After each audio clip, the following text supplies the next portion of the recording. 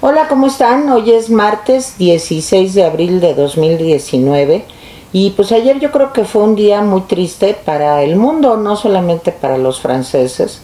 Fue un día triste porque vimos cómo se destruía, cómo ardía pues esta gran catedral de París, concretamente de la Cité de París, y ahorita vamos a platicar justamente con nuestro invitado para lo que nos explique qué representa Notre Dame para la cultura occidental y para todo el mundo, diría yo.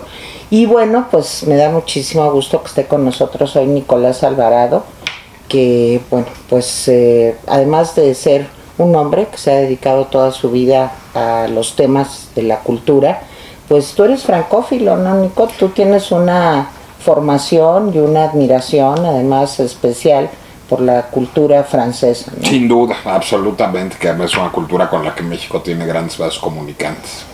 Pues, ¿qué pasó ayer? ¿Qué perdimos ayer? Bueno, yo creo que perdimos, bueno, a ver, en términos de técnicos específicos habría que decir que perdimos la aguja de Notre Dame, una aguja que no es del siglo XII, es una aguja del siglo XIX. La aguja original de Notre Dame había sido desmontada en el siglo XVIII porque estaba muy dañada. El arquitecto Viollet-le-Duc, el arquitecto que se encargó de la reconstrucción, de la restauración de Notre Dame en el siglo XIX, construyó esa aguja. Esa aguja era una aguja de madera de roble revestida de plomo, tenía 500 toneladas de madera de roble, o sea que pues sí daba para un incendio sabroso, digamos, como se puso. Estaba coronada por una rosa de los vientos en forma de gallo, que es el símbolo de Francia, y era un relicario, esa rosa de los vientos. Ahí estaba una espina de la presunta corona de espinas de Jesucristo, y había una reliquia de San Dionisio y una reliquia de Santa Genoveva, que son los santos patronos de la ciudad de París. Bueno, eso se perdió de manera eso ya para siempre, ¿verdad? Para siempre. No así las estatuas que estaban sobre la aguja, que eran dos estatuas que representan a los 12 apóstolos, porque esas estatuas habían sido retiradas hace poquititos días para un trabajo de restauración. Parecería indicar todo que el incendio estuvo muy ligado a los trabajos de restauración que se hacían en la catedral y que inició en un andamio que estaba en la techumbre de Notre Dame. Esa techumbre era una techumbre de madera de roble, se le conoce como el bosque porque había 21 hectáreas de madera de roble ahí. Eso está perdido irreparablemente, era madera de roble del siglo XII. Me imagino que eso tiene mucho que ver con que se haya incendiado, claro. También, digo, las condiciones de esa madera pues deben de haber sido complicadas también, me imagino. Y hay afectaciones a la bóveda, a uno de los piñones, es decir, con cualquier estructura de techo de dos aguas, como la tiene, digamos, si no aparente, sí estructural Notre Dame, a cada una de las aguas se llama un piñón. Bueno, uno de esos piñones está afectado, la bóveda está afectada y está no destruido, no colapsado, no incendiado, pero está afectado el órgano de la catedral de Notre Dame, no por el fuego, por el agua y por el calor. Es decir, pues imagínense un órgano que es un instrumento de aliento. ¿De cuándo es ese órgano? Ese órgano es también del siglo, yo creo, XIV. Es un órgano antiquísimo también. Probablemente tenga solución, pero está afectado por haber estado sometido a altísimas temperaturas, a muchísimo polvo, claro, y a muchísima agua, también a la hora de los hechos. No se sabe más, se especula si hay afectación a los vitrales, porque bueno, pues también las altas temperaturas no deben de haber sido, claro, muy generosas. Y los primeros reportes que han publicado ya los periódicos franceses y la televisión francesa dicen que todo aquello se ve ennegrecido. Pues claro, chamuscado debe estar mucho. No, y el humo. Por el humo. No va a ser una restauración fácil. Creo que pierde, pues, sin duda, además, un baluarte no solo religioso, cultural, un símbolo no solo de la Iglesia Católica o de Francia, sino de la cultura occidental toda. Bueno, fíjate que a mí un dato que me impresiona mucho, y ahora tú lo recuerdas, es esto de los techos de madera, porque viendo Notre Dame de frente, como que piensas que todo es de piedra. O sea, en fin, como que no te puedes imaginar que sea tan frágil una estructura que se veía tan sólida, ¿no? Entonces, ¿qué piensa cómo se construyó en el siglo XII? Hay una bóveda, pero esa bóveda es posterior, esa bóveda debe ser como el siglo XV. Notre Dame ha sido un edificio en permanente construcción, digamos. De hecho, la fachada, conocemos de Notre Dame, casi toda la estatuaria de la fachada de Notre Dame que sobrevive es del siglo XIX. Viollet-le-Duc, el arquitecto encargado de la restauración de Notre Dame, lo que hizo fue porque se habían destruido casi todas las estatuas, pues imagínense las que pasó en Notre Dame en la Revolución Francesa. Ahí también se afectó mucho, ¿no? Ahí se afectó bastante. Ahora, nunca había habido un gran incendio. Hubo un pequeño incendio en la Comuna de París que no afectó absolutamente nada, y hubo mucho actos de vandalismo durante la Revolución Francesa, además de que hubo, pues efectos del tiempo muy importantes. Claro. Casi toda la estatuaria de Notre Dame es estatuaria copiada, que eso es divertido. Lo que hizo Viollet-le-Duc al ver que casi todas las estatuas estaban destruidas fue copiar estatuas de las catedrales de Amiens, de Reims y de Chartres para reproducirlas y que fueran de la época, porque el problema es que ya no se sabía cómo habían sido esas estatuas originalmente. Oye, Nicolás, si la piedra también absorbe el agua, volviendo al tema de cómo se colapsó, yo te oía en alguna entrevista decir, que la idea de Trump, en fin, que yo me imagino que la hizo con buena voluntad, pero desde la completa ignorancia, que además, a mí Trump no me cae bien, pero no hay que criticarlo. Todos estamos en la completa ignorancia de los temas de conservación del patrimonio. Claro, pero él decía que por qué no sobrevolaban helicópteros y ahí le echaban chorros de agua.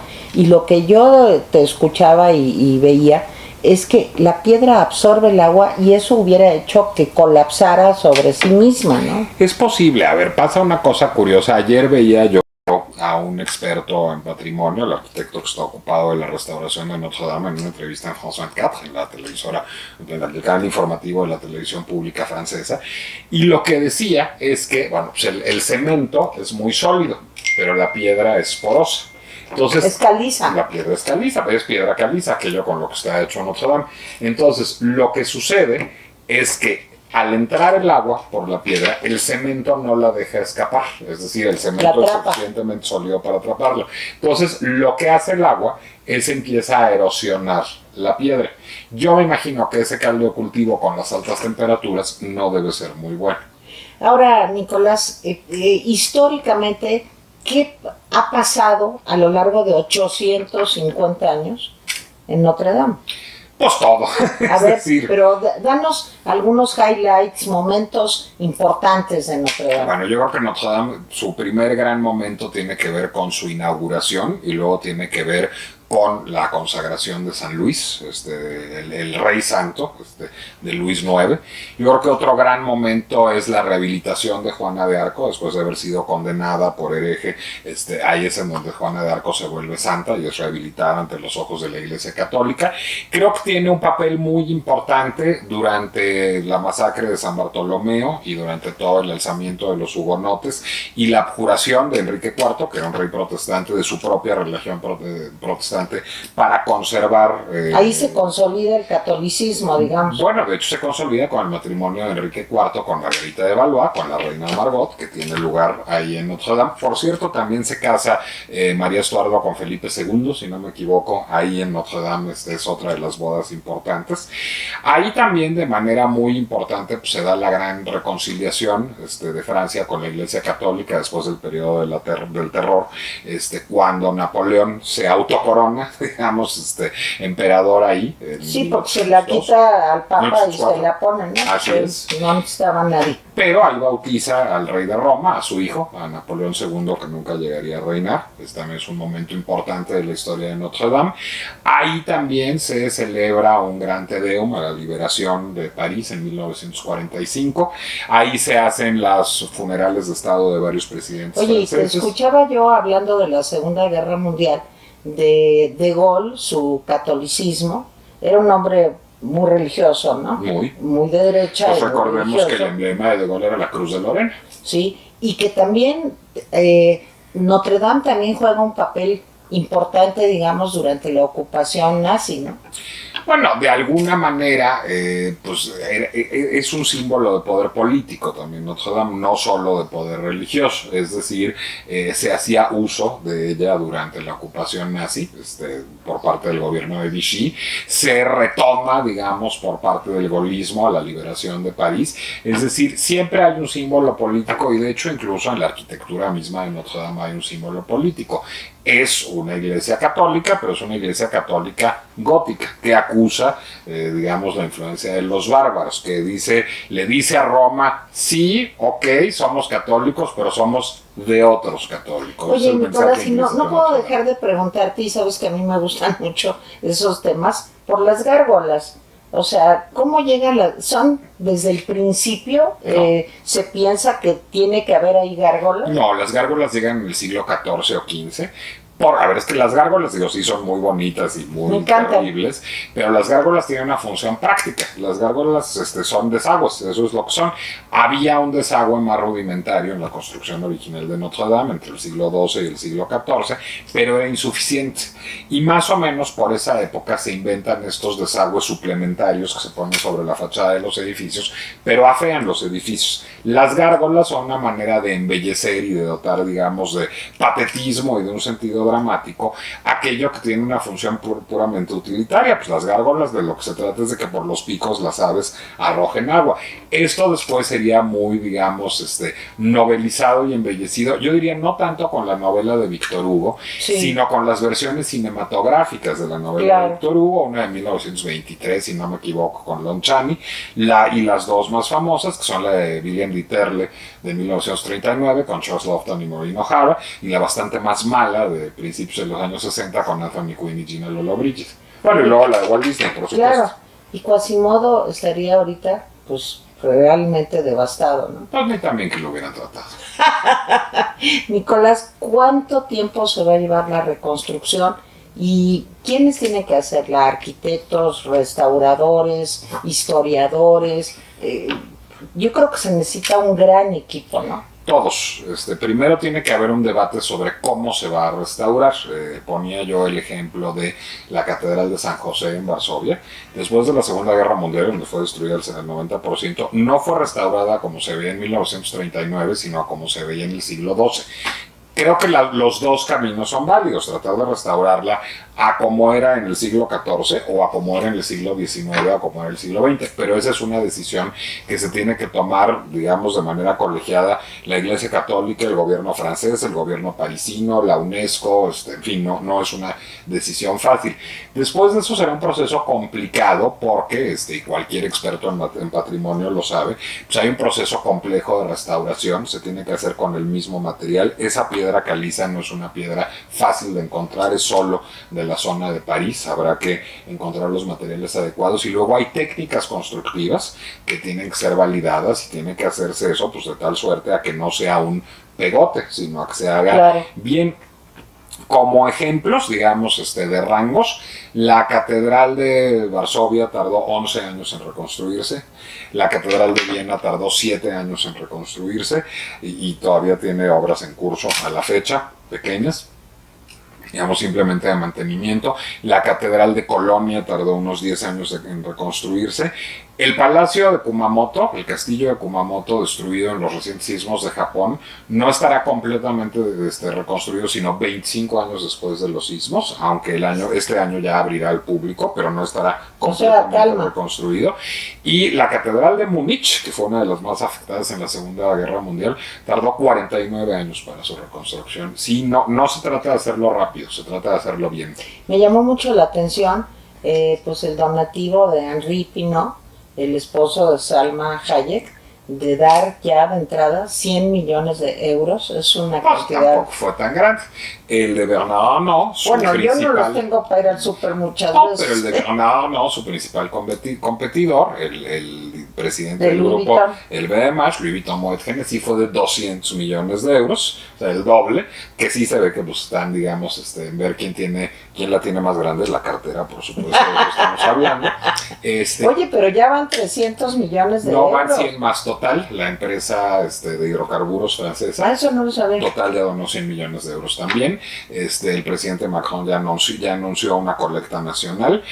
Ahora, esos 400 millones de pesos que suman... de euros, perdón, que suman estas tres empresas, Kering, que es la empresa de Pinot, LVMH y Total, pues ya, digamos, pensando en que el presupuesto de las remodelaciones de Notre Dame era de 60 millones de pesos, pues si esos 400 millones de euros, perdón, darle con los pesos, esos 400 millones de euros son un presupuesto nadísima desdeñable.